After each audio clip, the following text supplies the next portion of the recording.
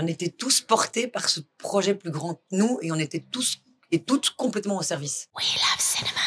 C'est une tragédie et c'est vraiment l'autopsie d'une famille avec ses non-dits, ses manquements et avec en toile de fond la vie du Havre, donc la vie du port, les docks, le syndicat des docks, la drogue, le trafic de drogue, les tensions politiques, sociologiques.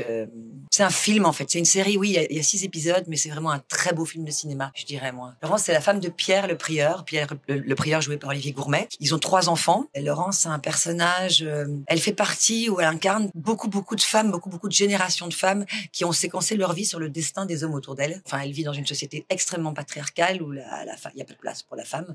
Elle travaille pas, elle est à la maison. Elle s'est réalisée à travers la réalisation de son mari. Tout est porté pour que Pierre puisse devenir secrétaire général du syndicat des dockers, comme son père à elle. C'est elle qui l'a fait rentrer dans le monde des dockers. Elle est tombée folle amoureuse d'un fils de pêcheur très pauvre. Et c'est elle qui l'a fait rentrer dans la famille des docks. Les docks, c'est toute sa vie. Son mari aussi. C'est une femme qui a pas, elle a pas de facilité avec les mots ou c'est pas facile pour elle de montrer ses sentiments. C'est un personnage qui peut paraître assez dur, un peu introverti comme ça, un peu brut. Mais ce qui est beau dans son trajet, parce que c'est vraiment cette famille est écrasée par une fatoum, par une malédiction. Les tragédies vont s'accumuler et on va voir ce personnage s'écrouler, se relever, retomber à genoux, toujours se relever.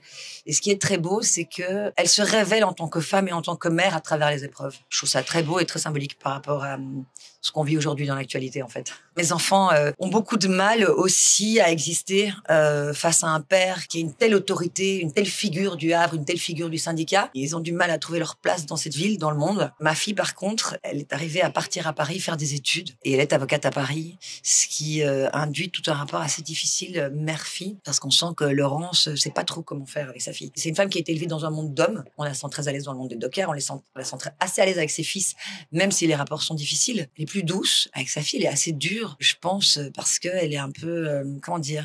Elle n'a pas pu partir du Havre. Elle est restée au Havre, elle n'est jamais sortie du Havre. Elle n'a pas pu faire des études, elle n'a pas pu exister, ni se réaliser. Et sa fille, tout à coup, habitant à Paris, revient au Havre, parle avec des mots que moi, je n'utilise pas trop. Enfin, le personnage, Laurence, il y a une sorte de honte un peu qu'elle peut ressentir par rapport à sa fille qui a l'air... plus éduquée, plus à l'aise dans la société, un peu. Elle est dure avec sa fille. Hein. Elle lui en veut d'être partie. Mais alors, est-ce qu'elle lui en veut parce qu'elle n'a pas pu partir? Ou est-ce qu'elle trouve qu'elle a changé et qu'elle aime pas ce qu'elle est devenue? C'est déjà compliqué, les rapports mère-fille à la base. Ce casting, ça a surtout été une rencontre humaine et artistique d'une beauté, mais vraiment, on l'a tous vécu très fort. Ils sont tous extrêmement doués. Pierre Lotin, mon fils, Margot, ma fille, Panayotis, Olivier, Eliane, Michael Herpeding, qui est luxembourgeois, mais qui tourne beaucoup dans des films belges. J'essaie de dire à Xavier Beauvois. En fait, les rôles sont tellement bien écrits, c'est tellement pas manichéen, il y a une telle épaisseur, on y croit, quoi. Moi, j'y crois. Je suis au Havre, je suis dans le monde des docks, je crois en Xavier Beauvois. C'est très intéressant comment ce personnage a été développé. On comprend que c'est pas facile d'être dans sa position, qui fait avec.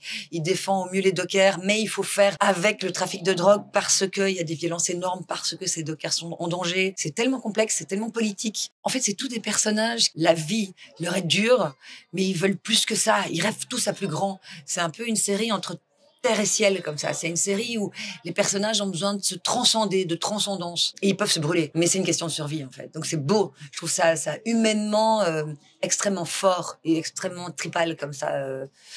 Ouais. Le plus grand défi, et c'était une grande chance, c'est qu'on a...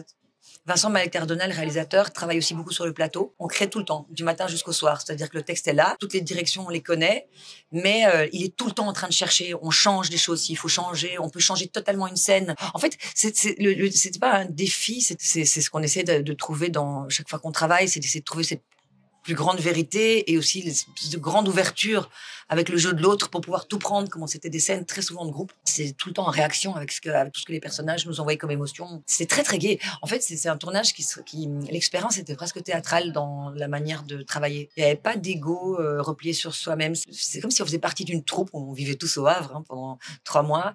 Et on était tous portés par ce projet plus grand que nous et on était tous et toutes complètement au service de Vincent Maël et de l'histoire.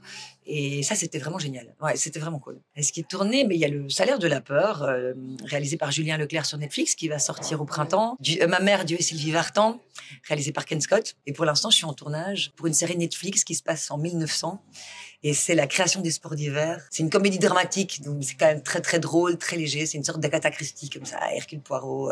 Il y a un meurtre, il y a une enquête, il y a des personnages truculents, plus grands que nature.